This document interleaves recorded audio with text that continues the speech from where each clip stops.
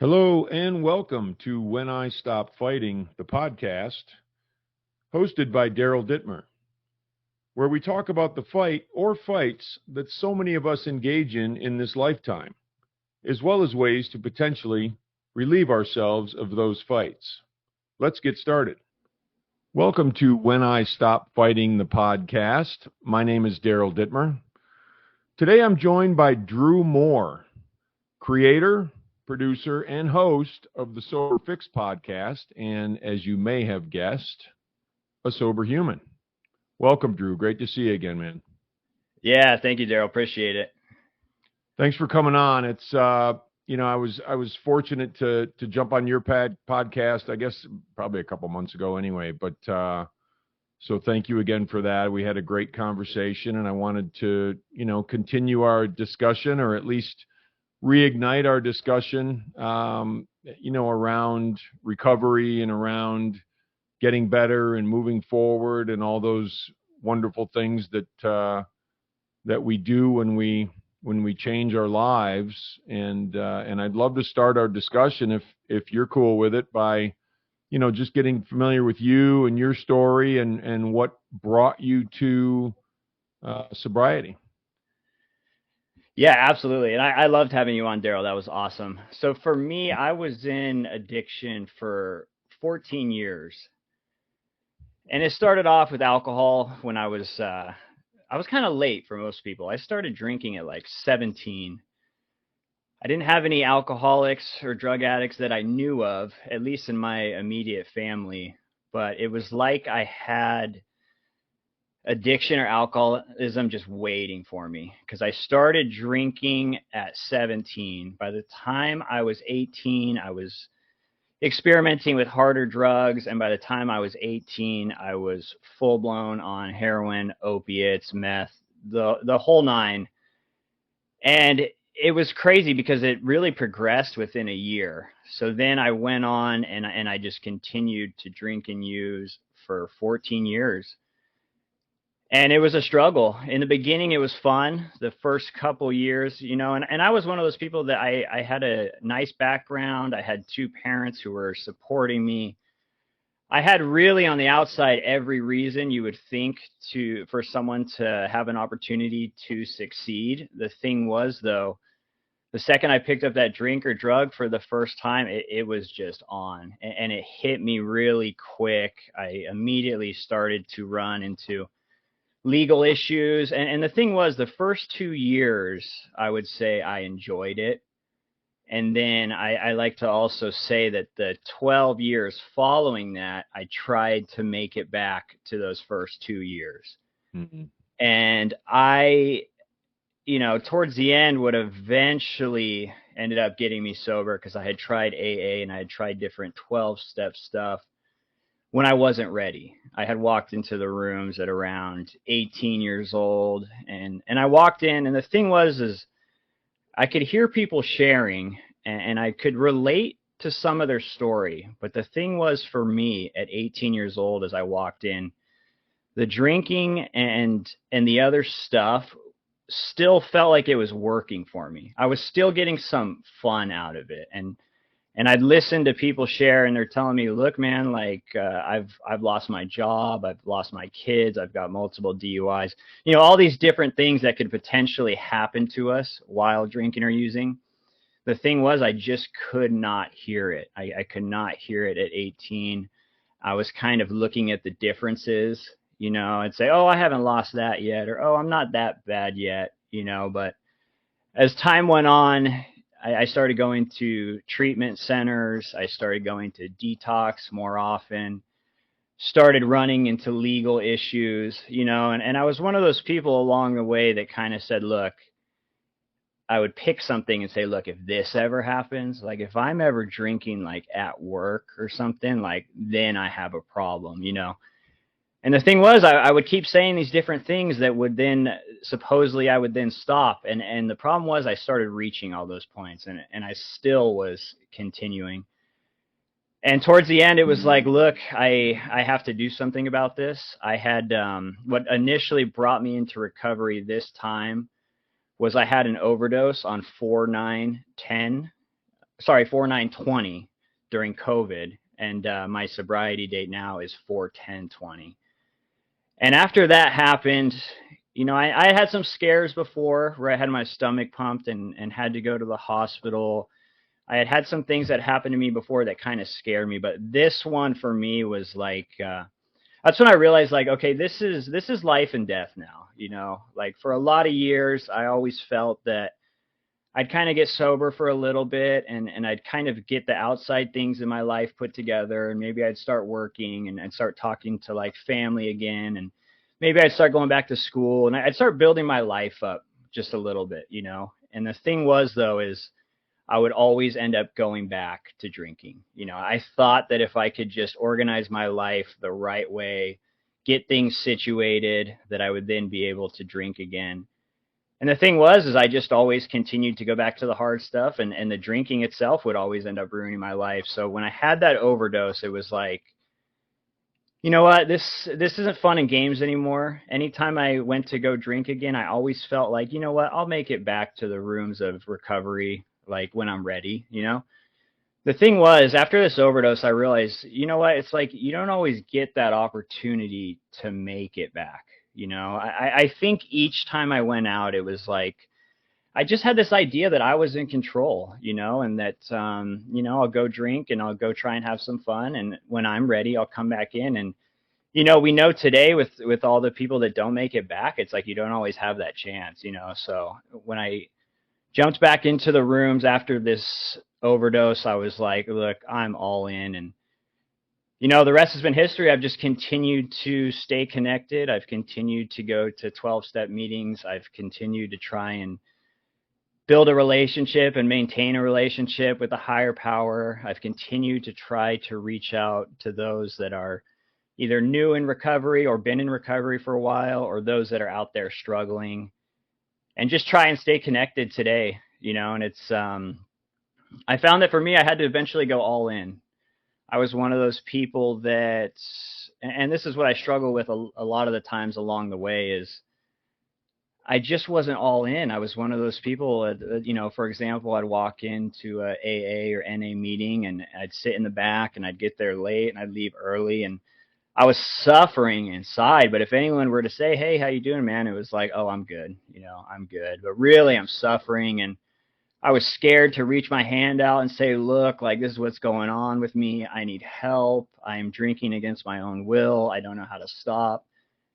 And the thing was, is I just, I wouldn't raise my hand, and I'd end up leaving the meeting, and I'd continue on the same lifestyle I was living, and I did that for a lot of years. But I found that once I started raising my hand and actually participating, and I started working the steps, and I finally got a sponsor, and I started to do all this stuff that was suggested to me for a lot of years, that for whatever reason I was resistant to in the beginning, and so here I am today, 4 years sober, 4 years and change, and it's a good life. I didn't know what I was missing until I finally got into real recovery and real sobriety, and that's kind of what brings me here to this point today. Cool, man.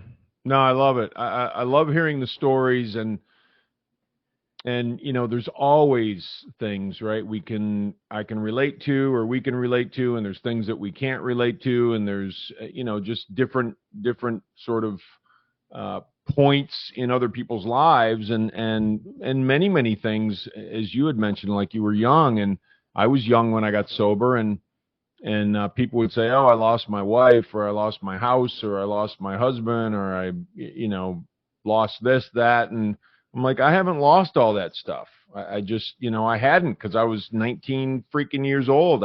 Yeah.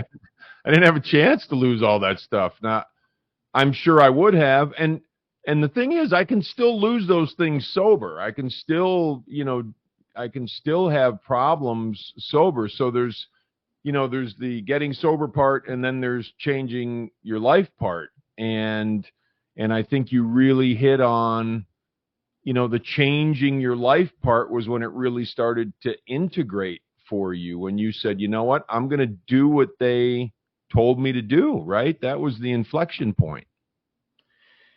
Yeah, it was like, I was resistant in the beginning, but the thing was, after enough years of pain and getting the same results and the regret and the shame and like finally really taking a step back and like an honest appraisal of my life and saying, look, like I don't want to get involved in a 12-step program, right? This is what I used to tell myself. Like, oh, I don't know if I want to do that, but eventually as the years went on, it's like, what do I have to lose? Like I'm getting the same results every time. I am making the same mistakes over and over, and that's when I realized, like, look, I have to put the drink and the drug down, but like there's some other things I'm going to have to do to remain sober and just, live a good lifestyle. There's some principles I'm going to have to start picking up, and I'm going to have to just start getting honest. It's like for so many years I was just covered in lies, trying to tell people, oh, it started off with like denial, oh, it's not too bad, and then it started off where it's like, I'm telling people I'm sober when I'm not, and I'm forgetting like what, when my sobriety date was, just, everything, having to cover my tracks, everything to protect still being able to drink. And when I finally started to really change my life around, it was like, I had a lot of work to do. I had a ton of wreckage. I had 14 years of wreckage. I had debt all over the place. I had all these legal issues. There were so many things that I had to work on, and it was very hard in the beginning. I felt like I had this huge mountain of stuff because I had put off getting sober for so many years. And it was hard, like walking into it in the beginning, and all of a sudden I'm trying to live an honest life. I'm trying not to lie about anything. I'm trying to be honest, not only with myself, but with others. And I'm trying to just get out of that old lifestyle, and it was difficult. But the thing is like, as I started to practice the honesty, as I started to be more open-minded to getting help, as I started to really participate, the thing that I fell in love with after a while was like, I just loved the results I was getting in life once I like fully dove into recovery and sobriety. It was like it's not easy. It's hard. It's something that we battle on a daily basis, but it is so fulfilling. It really is. And I want to touch too on the point you made where it's like coming in when you were younger, 19 years old into sobriety. It was the same thing for me. It was like, I would walk in there and I'm looking for any reason to say, look, like I'm not an alcoholic, or I can't relate to this. And it was the same thing for me. It was like, people were talking about everything that they had lost in life as a result of drinking and using. And the thing was, and this is why I feel like it can be hard when you're younger, is like, if you haven't gone through it, it's hard to really hear that, For me, it kind of flew over my head. It was like, oh, I'm gonna, you mentioned like losing the wife and stuff like that. Well, it's like I wasn't even close to married at that time. It's like I just could not, I couldn't relate. But as the time went on, I definitely, all of a sudden, the things that they were warning me about, I was starting to experience for myself. Yeah, I think about, and I talk about this a lot. I think it's really crucial for, it's easy to compare. It's easy to say, oh, this didn't happen to me. And they talk about the yets and all those kind of things. And I agree with every bit of that. But I also think it's important to bring up the fact that, we all sort of meet each other on the level playing field of emotion, of how we feel. And for us, and I know in my case, it was, there was a point in my life, and this was the inflection point for me. There was a point a couple days before I went into treatment, and kind of cemented it for me. I think just in here and in here, I didn't want to be on the planet anymore, and whatever that meant to me at that point, it was, I just wasn't sure I wanted to be here anymore, and that was a scary thing. And I, nobody wants to feel that way, I don't think. But all of those fears and all of that difficulty with emotion, and you had mentioned the lion, and, we used to always refer to as the lion cheating and stealing, and that was the lifestyle. And the sober recovery lifestyle is the absolute opposite of that lying, cheating, stealing lifestyle. And I think of it like it's like I'm a snake shedding my old skin. I'm just kind of wriggling out of this thing and wriggling out of all that madness and how I feel about things and life sucking and life being complex. You had mentioned the complexities of debt and the lies and telling people you're sober and having to remember and all that sort of stuff. That's a really complex lifestyle to live. I don't think we're designed to live that way. I think we're designed to live a lot more simple lifestyle that comes with recovery and the principles and all of those things that you mentioned. And when I see your posts and I see your stuff on Instagram and I can just, your videos, and I'm like, you know what? This dude is serious about being sober. And I love that. I love to see that because you can tell when somebody's being real about it. So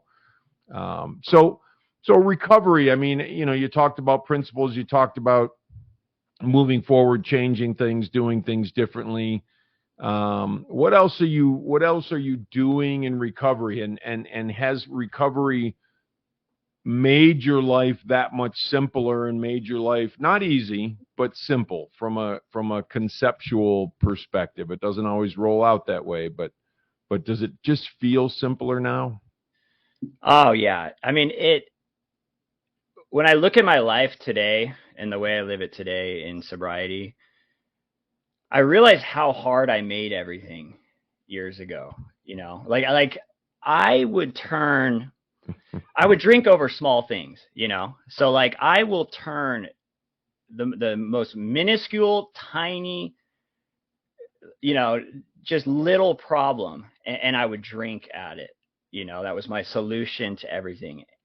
And the thing was, it's like let's just say, for example, like my boss says something to me at work years ago, and I'm all like butthurt about it, whatever. And it's not even a big deal, he's probably like telling me, look, like you need to do this better, whatever.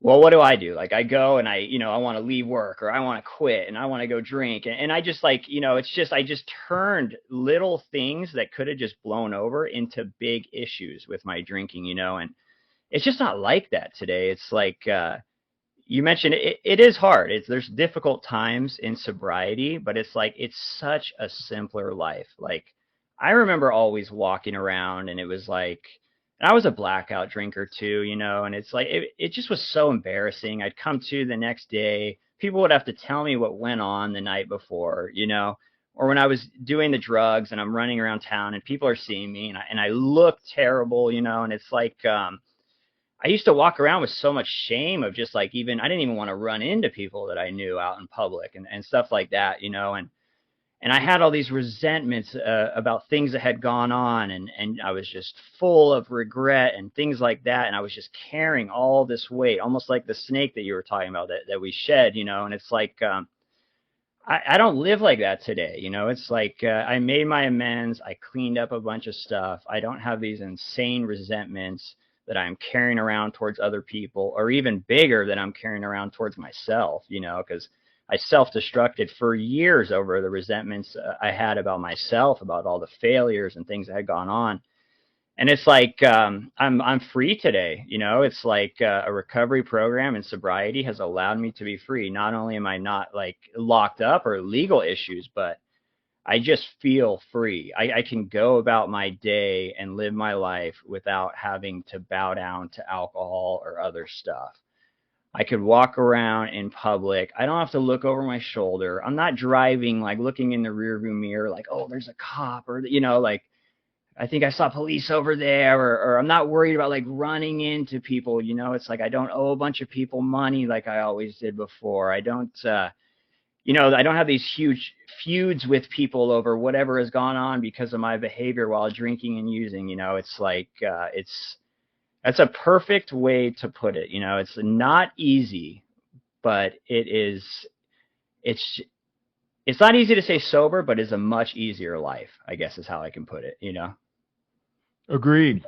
Yeah, it really is. And I'm continually fascinated by our quest back then was freedom. Our quest back then was, I just, I don't want to have to think about all this stuff. I don't want to have to feel all this stuff. I want to be free from all that stuff. And come to find out, that's what locked us up. That's what put us in prison inside of our hearts and inside of our minds and inside of our souls. I mean, that was a prison. I love it when people talk about freedom and how, there's a feeling of freedom in recovery, and it's absolutely indispensable to get to that point. And how do we get to that point? For me, I was a 12-step kid too, and still am to a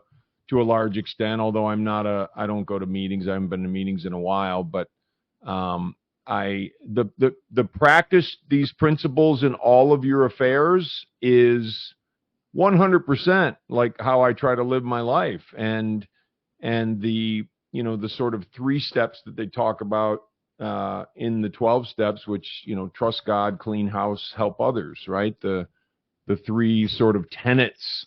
Those are things those aren't like, I did those, I check them off and then I'm done, it's over.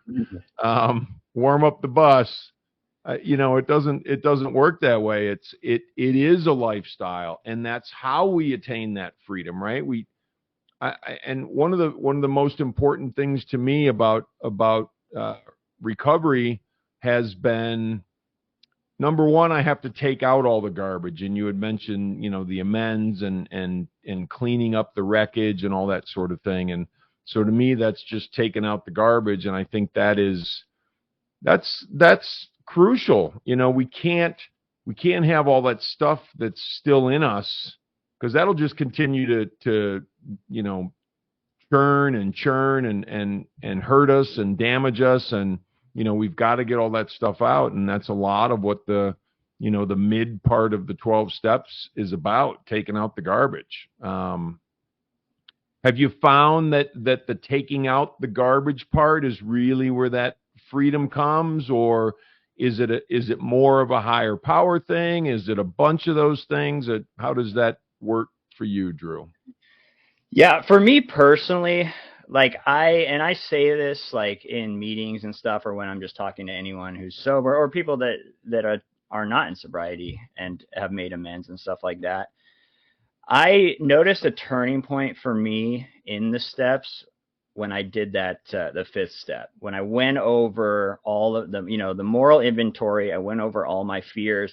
The biggest thing for me was going over all the resentments and then finally making amends. Like I felt lighter ever since, it's like, I felt like, because for me, a lot of drinking and using went on because of a lot of the resentments I had towards myself. It's a weird thing, because it's like, alcohol for me, it worked in the beginning and it was a lot of fun. And then I started to have all these problems, and then I started to kind of experience like a ton of negative consequences and all the embarrassments and everything that I had failed at, and the failed relationships and all that stuff. That's what continued. That's why I reached for a drink towards the end. When I started, I was reaching for it. Like you had kind of mentioned, I felt free. It was fun. It was exciting, socializing. They call it the social lubricant. It's like, I reached for it in the beginning for fun. And towards the very end, when I was chasing that just like oblivion, that was really to just cover up all those resentments and basically mainly even towards myself, So when I did go through that process and I cleared up a lot of that, yeah, it was a huge turning point for me. I feel like taking out the trash, like you mentioned, I feel like, at least for me, it's like I had to go through that. That was I've had different turning points in sobriety, but that was one of the biggest for me, was getting rid of all that and saying, look, all this stuff that's happened in the past, like I can't change it. For years I've drank at it and I've tried to, just entertain the idea that I wish I could change it and stuff like that. And when I finally came to acceptance, like, look, it happened. There's nothing I could do about it now. I could just live a better life today, And it was a huge turning point. And then I would say the higher power too, like, I can't fully define my higher power, like I know it's different for everyone, but I don't need to fully define it. It's like, it's something that I'm always kind of, the relationship kind of evolves, and the big thing for me was just realizing that, like, look, like, it's not me, like I don't run the universe. I'm not in charge of everything. There's an energy out there, whether it's other people that are getting sober, coming together to, to do 12-step work or not 12-step work, just a bunch of alcoholics, addicts, or even just normal people coming together to help each other out, like, there are things in this world that, powers that are greater than me. I can't fully define it, but I find that if I am trying to reach out, if I'm trying to pray, meditate, whatever it is, if I'm trying to put energy out into the universe of like, look, please help me stay sober for another day. Please help me reach out to other people.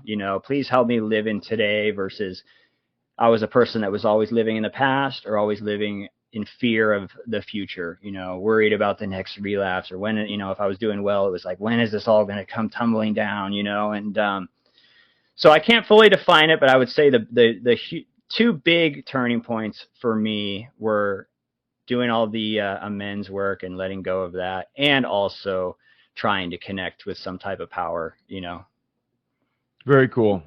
Yeah. No, that's great, man. I my road with HP, higher power, has been, a long and interesting road, and I've thoroughly enjoyed it because when I was a kid, I was, and like you, I didn't have, there wasn't like, there were things going on in the family. There was dysfunctional stuff, whatever. There were old, I know, traumas that, my mom had, and I'm not sure about my dad, but whatever. We just had a family. We had what we had. But they hand you this box of stuff, right? When you're little, and they're like, okay, here's all the stuff you're allowed to believe. And for me, it was being a Lutheran, and it was, work ethic, and it was manners, and it was respect, and, all those things that I was allowed to do. And then all the stuff I wasn't allowed to do. And a lot of the stuff I wasn't allowed to do was because of religion.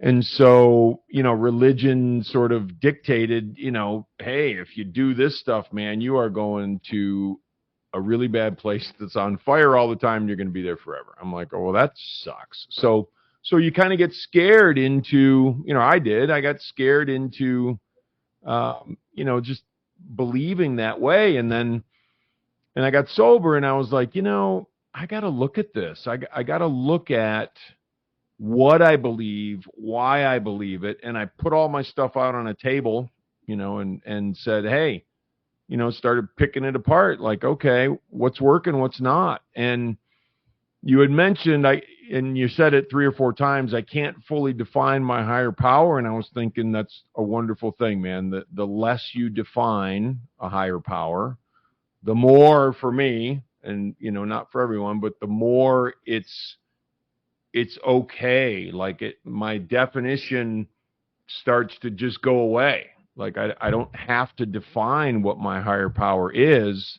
And very much like you said, I just got to know that I'm not the dude in charge, and that there's something up there. And for me, it was that makes the grass grow, that makes my eyes see, that makes the planets move and do their thing. And it ain't me. I'm not that cool. Right. And that was as simple as it was for me. And then it's grown from there, but it hasn't grown this way. It's grown inside of me, and the depth has grown, and the breadth inside of me has grown, and that feeling of, and this is what higher power means to me, that feeling of just knowing everything's cool, no matter what's going on outside of, swirling, whatever, everything's cool. And it took me a while to get to that point, but it was a very cool thing. And so I appreciate you saying all those things, because I could relate big time. And you had mentioned one thing about prayer, and I'll just say for me with like, God help me stay sober, that sort of stuff. And The only thing I say these days is thank you, because there's a faith that has grown inside of me that I just know, like, stuff's handled, man. If I do my job, stuff's handled. And so all I got to do is say thanks, and it's kind of a cool thing, because it's that I don't have to define it. I don't have to make it anything crazy. It can be a very, very simple relationship, and that's a really cool thing. So anyway, I know I got a little long-winded, but the stuff you said I could just relate to.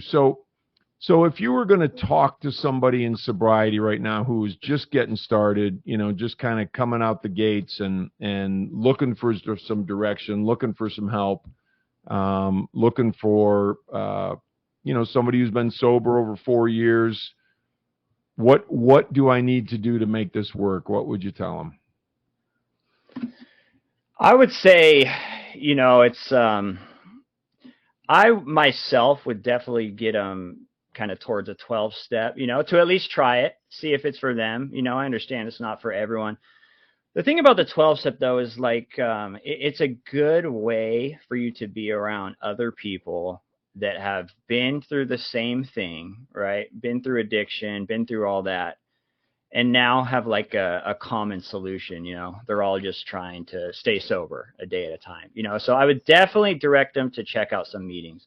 Not everyone's going to stay, but at least get around other people that are sober. My biggest mistake for a lot of years when I would get sober in the beginning was I wanted to still have these old relationships with people, that were always drinking, and that was fine. Like I could have still been in contact with them and stuff, but I wouldn't acquire any like sober friends. I wouldn't go get other people that were on, a recovery path and hang around them a little bit, and it's like, I would definitely say, surround yourself with some people that have the same goal in mind as you, if you're starting into sobriety. So I'd say check out 12-step meetings, see if they're for you. Listen to some speaker tapes when you have some free time, and you'll kind of get an idea of the program and what it is. Dive into that book, find a sponsor if that's what you're looking to do, but definitely get some numbers, find some other people. The thing is like, I would get sober for a little bit, and I wouldn't like build up like a sober network or a fellowship. And what would happen is I'd end up hanging around the same friends, and let's say we were going to go play some pool or whatever, and they were drinking, and I'd say no to the first couple of drinks, but as I would sit there and hang around and I'd see them drinking, I'd start to remember, my head would just be on me. Hey, remember that one time when you guys went out and you only had a couple drinks and you had a great time and you played pool and you actually went home that night and everything was good and there was no issues and no DUIs. Like, remember that one time you did that? Even though the other 1,000 times it turned into a disaster, Mm-hmm. And my head would play all these games with me. And because like I wasn't around anyone else that was sober and stuff like that, like I'd end up going for that drink every time, So it's like, I would say definitely find some type of support, find some sober people, change up your lifestyle a little bit. Don't get yourself caught in some place where you're going to have the fear of missing out, or you're going to be reminiscing about good times when alcohol or drugs were working, And I would also say just like, go easy on yourself and try and take this thing a day at a time. It's like, I know that is so cliche, but it's like for me, especially in the beginning, I had to take it a day at a time. Sometimes it was an hour at a time. Sometimes it was a minute at a time. My goal was like, I have got to get through today to the end of the day sober. The next day I will start all over again, so that's the advice I would really give, to someone that was just starting out. I love it. Yeah, I love it. The solutions are fairly simple. And the only job in the beginning, right, is to just stay away from the drink and the drugs. Let some of the fog clear, and so how do we best do that? And I think you nailed it. I would say the same thing to people. I grew up with the 12 steps, and I would say, that's something that is probably important for you to do. And there weren't as many, when I got sober, there weren't a whole bunch of places you could go. You go to treatment, and they dump you into treatment, and then you're, AA or NA or whatever it was. There wasn't a whole lot of other things to do. So I think I was fortunate in that regard, although I probably wouldn't have known any better anyway. But so thanks for sharing that, Drew. And you know, we actually covered a lot of territory, which I think is cool. It's been almost 35 minutes, and you know, we hit a lot of stuff. So I appreciate that, and I appreciate you sharing your perspective and your wisdom and your attitude toward recovery, because you know, the attitude we carry into recovery and taking it seriously and being humble enough to be teachable, I feel like you completely embody that, and I appreciate that immensely. So how do we find you, Drew? How do we find your work? And you know, wherever you'd like to be found. Yeah, my podcast is on Apple, Spotify, anywhere pretty much you can listen to podcasts, and it is the Sober Fix Podcast. My Instagram is the Sober Fix Podcast, TikTok, YouTube, and all that, and then website is the soberfixpodcast.com. And thank you, Daryl. I appreciate it, man. It's always good talking with you. I enjoy it, and I totally agree. It really comes down to, you know, our attitude and our gratitude and attitude and how we go about this, you know. So I appreciate it, Daryl. Yeah, thank you, Drew. Thank you. I thank you for sharing everything that you shared, and I know we'll stay in touch and we'll continue to connect. And you know, until that time, I feel like you are absolutely someone I'm just so confident about in terms of their sobriety and their recovery. So that makes me, you know, feel really good. So thanks, man. Have a good rest of your day. Yeah, you too.